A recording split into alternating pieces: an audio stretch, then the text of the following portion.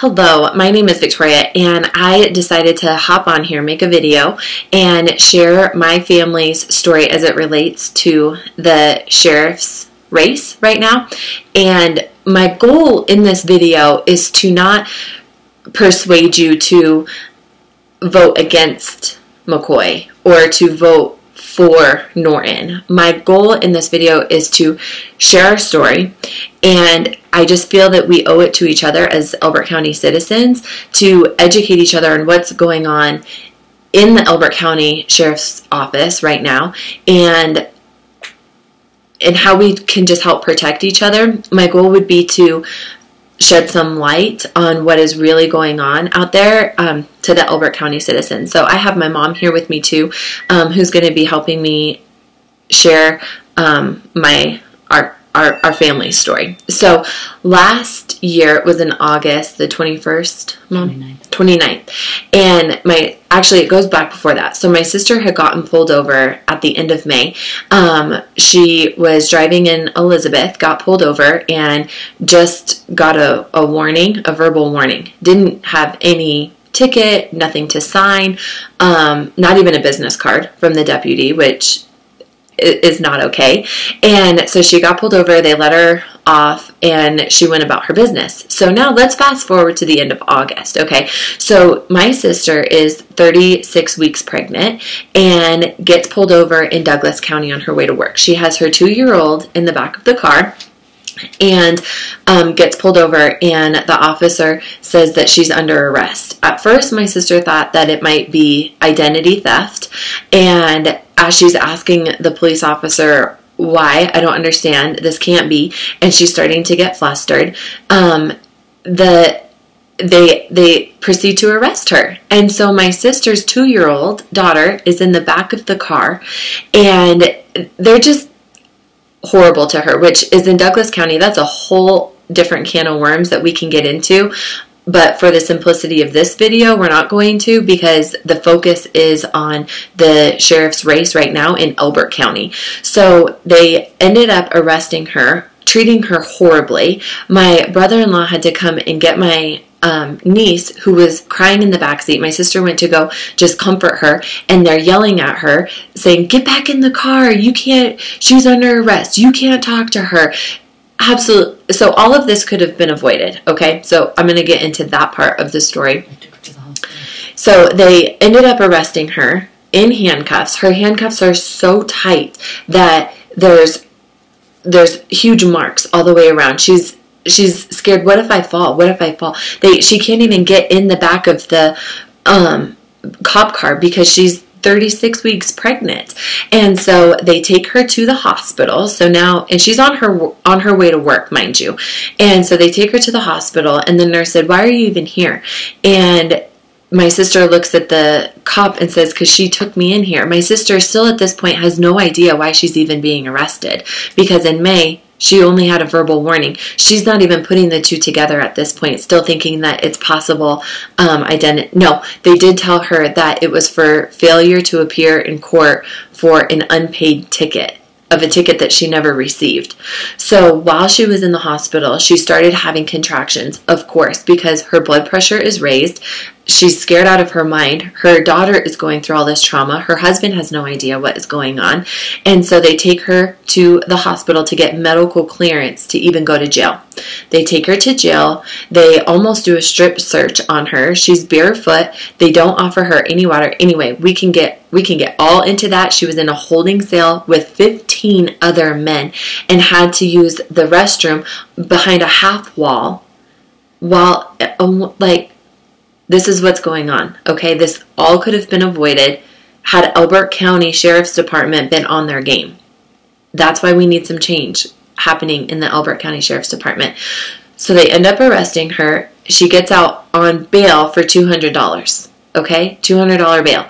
So they go home, and then the next morning they're walking down the hallway, and my mom could see it in their face, just complete trauma. Complete trauma on what they have gone through. And the thing of it is this is not the first time that this has happened in Elbert County. It's not just our story that's a random story. Since since this has happened to our family, there's been numerous other stories that have come out of people in Elbert County being wrongly arrested. So hopefully in this video, it encourages other people that if you have gone through this, that you too would come forward and share your story, because we owe it to each other to educate each other and to share what is going on in the Elbert County Sheriff's Office. So they walked down the hallway in complete trauma, so that her license was taken away. She missed out on 2 days of work and 2 days of work, and my brother-in-law missed out on 1 day of work, and still not knowing what is going on. So they head down to the sheriff's department and talk to McCoy, who at the time was the undersheriff, and still is, and Sheriff Heath being the sheriff. So at first McCoy was very, oh my gosh, we're so sorry, mistakes happen, which they do. We get that. No, everybody is human. Nobody's perfect. We understand that mistakes are going to happen. But some of the issue is the ticket. So the ticket is marked in a construction zone on one part, not in a construction zone on another part, that she's going, 35 over, 25 to 35. In another area it was 10 to 5 to 7. I mean, so they bring in the ticket. McCoy pulls up the ticket, and he can't make sense of the ticket, and neither can the employee there.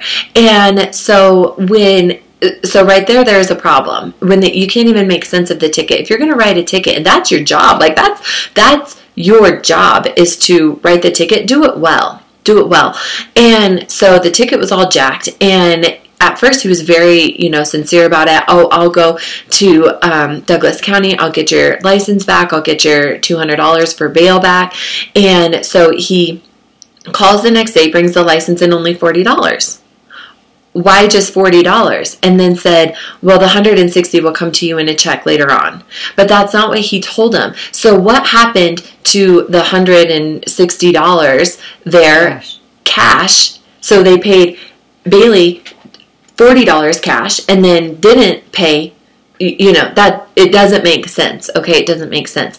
And so got the $40 cash, and then the $160 would be coming in later. And so then, what happened? Well, then I called him and said they lost wages. Yes, so my mom called and lost wages and said they need to be reimbursed for their wages, because she should have never been arrested. She didn't even get a written warning. It was a verbal warning. And so she shouldn't have been arrested, shouldn't have gone to the hospital, shouldn't have had to pay $200 bail, and now are missing out on wages. So my mom called and said they need to be reimbursed for the lost wages. And he laughed. I'm not paying their wages. I've done everything I can. Also her record. I'm going to get into that into a second. And so I've done everything I can. I'm doing you a favor just by even talking to you. This is none of your business. This is none of your business. This is what the undersheriff, he's running for sheriff. So again, my goal is not to say, don't vote for McCoy. This is not a political campaign. I'm campaigning for no one. I am campaigning for you, the Elbert County citizens who deserve to know what is going on and the conversations that are being had with the Sheriff's Department to the Elbert County citizens. Right here, that is my goal for you. And so doing us a favor by talking to us when you want to be elected into sheriff, that's not okay. That is not okay. She kept reminding him it's his job to serve and protect. Right. So she kept reminding him it's his job to serve and protect. And so I'm so confused, because right here it says Troy McCoy for sheriff. Okay, this is from the I'm concerned for the protection of your children and grandchildren. So how is that he's doing my mom a favor by even just talking to her and protecting your rights? He's committed to the safety of the Elbert County citizens and protecting the rights. But yet when my sister, 36 dang weeks pregnant with her 2-year-old daughter, and now he's doing my mom a favor by talking to her about this, that's not okay treatment. There's so many different things that are wrong in this story, that this story brings out a lot of things that are backwards and crooked. And what's happening right now in the Elbert County Sheriff's Office is that Heap is the sheriff and McCoy was the undersheriff, and now McCoy is running for sheriff and Heap will be the undersheriff. See, switching it is not going to do anything. It's not going to help anything. So they end up, so they went in, talked to him some more, and he has him sign a paper. Well, we don't have a paper that you can sign that says that you can't talk about it, but we don't want you talking about it. So, whoops, we're talking about it because we deserve to know what's going on. And so he said, we don't have a paper that you can sign that says that you can't talk about it, but we don't want you talking about this. The sheriff wants this to go away. And so it just hush, just we messed up on this big time. So my cousin actually works for the government and was at a conference and sat beside somebody with Elbert County, and she said, my sister was just arrested, and that employee said, yeah, boy, we really messed up on that one. And so they know that they messed up, and instead of taking full responsibility and protecting and going above and beyond and calling and saying, we're really sorry about this, but instead getting belligerent when talking to my mom, when talking to my sister, when talking to my brother-in-law, it's not okay. And so they deal with all of that. Now fast forward 5 weeks and I get pulled over in Elbert County. Now my sister and I were 5 weeks apart in our pregnancy, so now I'm 36 weeks pregnant and I get pulled over going 55 and a 35. And I'm no race car driver. There's no way that I could have been going 55 and a 35. So I'm questioning him. And the officer was very pleasant to work with. And so I'm questioning him a lot, and I'm asking him, where will this ticket be filed?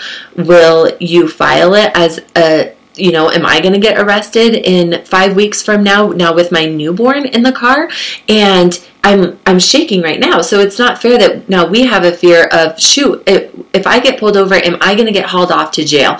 And am I going to get put in a holding cell with 15 other men and have to pee behind a half wall? And with my daughter in the car too, you can't, that's not the goal of having a sheriff's department, is to put fear in women and children.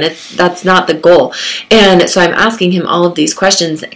And I said, I'm asking you all of these questions because my sister was arrested, and I told him the brief story of it. And if you want more information of the whole story, because there are so many other details and conversations that went on, you can contact my mom. She's going to be the one who posted this on Facebook, Connie Gustin Miller. You can contact her on Facebook and get more of the details. Or if you have your own story that you would need to reach out to, please do. But I told him, my sister was arrested and here's the story. And he said, oh gosh, this must have been a while ago. And I said, no, actually 5 weeks ago. He's like, oh, really? Well, and so then he started asking the questions. He had no idea about it, and he was an Elbert County deputy.